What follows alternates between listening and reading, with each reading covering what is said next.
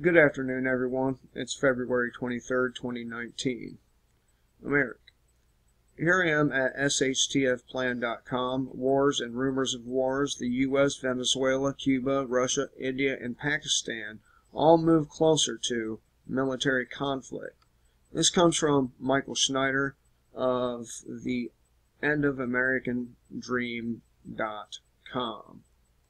It's been a while since I've covered anything to do with war. My focus has been mostly on the politicians who start the wars and the enforcement class who enforces their whims. But this article sums up very nicely exactly what's going on. So let's get started. Humanity never seems to learn. And during the 20th century, at least 108 million people were killed during all wars combined. And you would think that after so much bloodshed, humanity would never want to go down that road again. And in this century, an enormous amount of American blood has already been shed in Afghanistan, Iraq, and elsewhere. Unfortunately, the drumbeats of war are starting to get louder once again. Very angry talk often precedes military conflict, and right now there sure is a lot of angry talk going on. Before we get to the U.S., let's talk about India and Pakistan. They are both nuclear powers, and thanks to a horrific terror bombing last month, they are once again on the verge of war. And by the way, the United States government is not the only one who does false flag attacks to get shit going. And it's a very good possibility that that bombing was a false flag as well.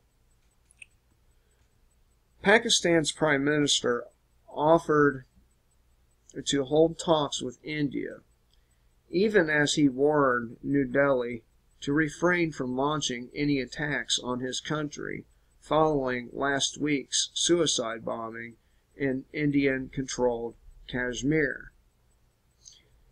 Imran Khan, said he hoped better sense would prevail after the attack on a paramilitary convoy that killed at least 40 Indian troops. But he warned in a televised speech Tuesday that if India attacks, Pakistan will not merely think of retaliation, but rather will retaliate. In fact, it is being reported on Twitter that Pakistan has even begun its logistics preparations for possible war with India. #breaking, Pakistan has begun its logistics preparations for possible war with India that has put hospitals along the frontier on standby mode. Of course, most Americans don't even know that it's happening. Sadly, the truth is that most Americans couldn't even point out where Pakistan and India are on a blank map of the world. You know, my geography is not my strong suit, but I do so in it. So they're probably right. Most Americans can't point out Pakistan nor India on a blank map of the world. But Americans should at least be concerned that the U.S. could soon be entering a new war. President Trump has repeatedly threatened to use U.S. military in Venezuela if Maduro government does not step down peacefully. And that is definitely not going to happen. In fact, Venezuelan Defense Minister Vladimir Padrino, I don't know if I butchered that name or not, but I'm sure I'm close, had said that if the U.S. wants regime change in his country, they're going to have to do it over our dead bodies. So that's the stance of the defense minister and probably most of the Maduro government, along with most of the military. Trump has refused to rule out military action in Venezuela. He raised the pressure on Monday, issuing a warning to the Venezuelan military. He told them that if they continue to support Maduro, you will find no safe harbor, no easy exit, and no way out. You will lose everything.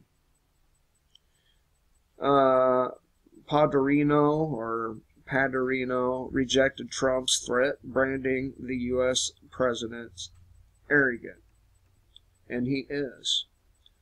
If foreign powers try to help install a new government by force, they will have to do so over our dead bodies, he said.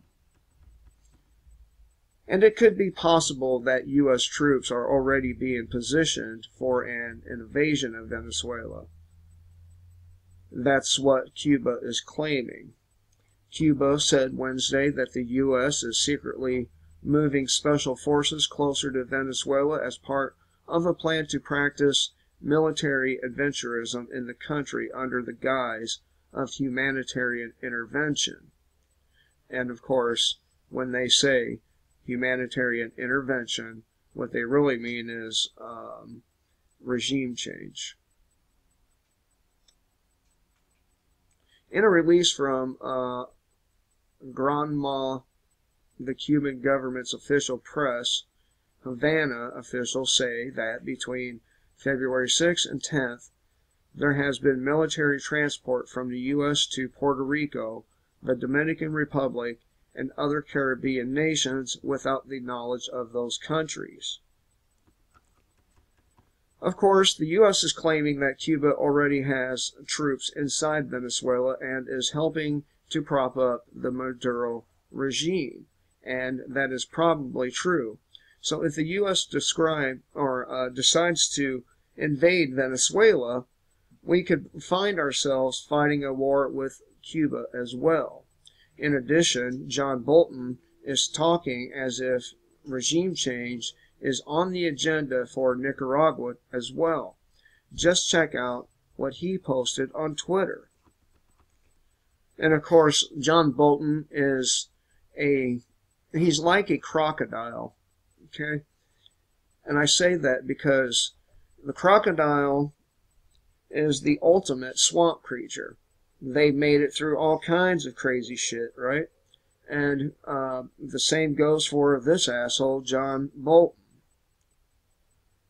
So the Ortega regime has sentenced 3 farm leaders to 550 years in prison for their roles in protests in 2018, where Ortega's police forces reportedly killed 300 activists. As President Trump said Monday, Ortega's days are numbered, and the Nicaraguan people will soon be free. Yeah, like we are. The Nicaraguan people would be better off doing it themselves than getting our fucking government, John Bolton, involved in their country. It will never, ever be the same again. And previously, Bolton had collectively referred to Venezuela, Nicaragua, and Cuba as the troika of tyranny. Here we go with these stupid slogans again, and undoubtedly people will fall for them, just as they did the axis of evil bullshit, weapons of mass destruction, and so on and so forth. The U.S. has repeatedly backed the uprising against the left-wing government, and last November, Bolton made a keynote speech calling for the crumbling of what he called the troika of tyranny, Venezuela, Nicaragua, and Cuba, saying the states represented a sordid cradle of communism in the Western Hemisphere. On Monday, Trump name checked the same three countries, saying their great potential would be unlocked with the collapse of socialism.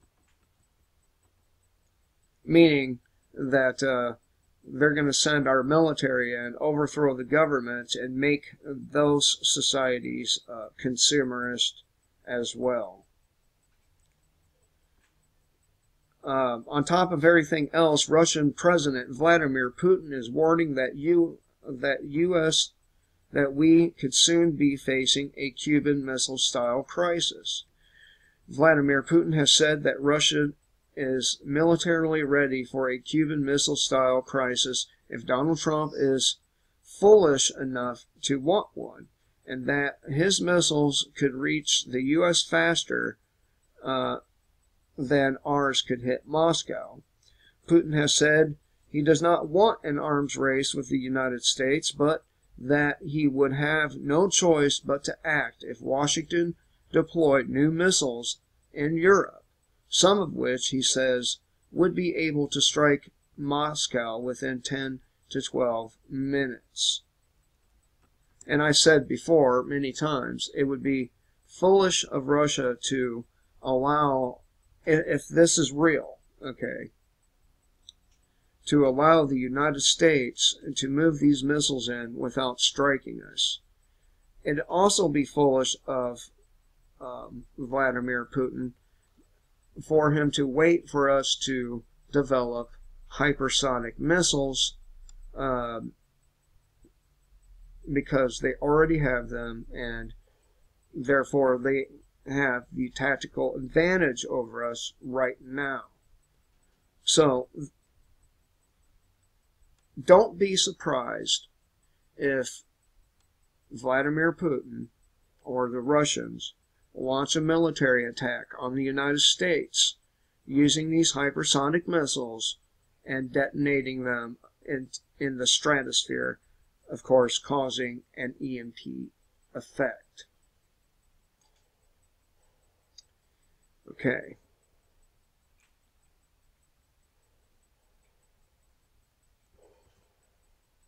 When I hear people call President Trump a Russian exit, I just have to laugh. Our relations with the Russians are going downhill very rapidly, and Trump and Putin are much more likely to start World War III than they are to sit down and have a beer together. And Trump would do it simply because it would completely prove anyone using that narrative anymore utterly wrong.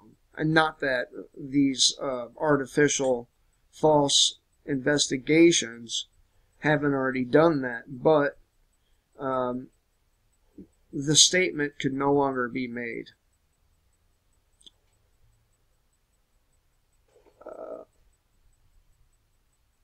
And the Russians continue to prepare for the coming war with the United States by creating impressive new weapon systems. For example, they just completed tests on a new intercontinental nuclear torpedo known as the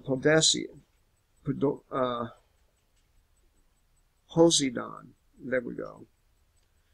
And that's the one I talked about in a video, I think it was yesterday, day before. This weapon would create a giant tsunami and render the waters they launched it in uninhabitable, unusable forever, or for a very long time. So the 24-meter-long UUV, armed with a nuclear warhead, is designed to navigate autonomously with a maximum speed of 107 kT and detonate near an enemy coastal city, generating a tsunami wave, Russian state media reported. On its way to a target, it will be able to avoid and overcome any anti-submarine barriers and other enemy defense systems due to the fully automated operating system. Altogether, the intellectual and performance characteristics of the vehicle will make it invulnerable and secure a guaranteed target destruction, an unnamed defense industry source told Russian state media. We do have a similar weapon, and we have absolutely no way to defend against it.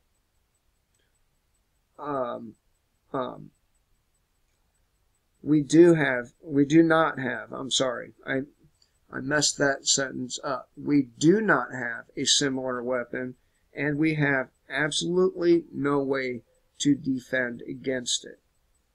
We live in a time of wars and rumors of wars, and over the last several decades, the nations of the world have armed themselves to the teeth with weapons of mass destruction that would have been unimaginable in previous eras of human history. We literally have the technology to wipe ourselves off the planet. He says, let us pray that cooler heads will prevail before it's too late, but it's already too late. Already too late. It's going to happen. It's not a matter of if, but when will it happen. And from the looks of it, all this shit will likely take place during Trump's presidency. That only gives him about a year and a half before the election. Something like that, right?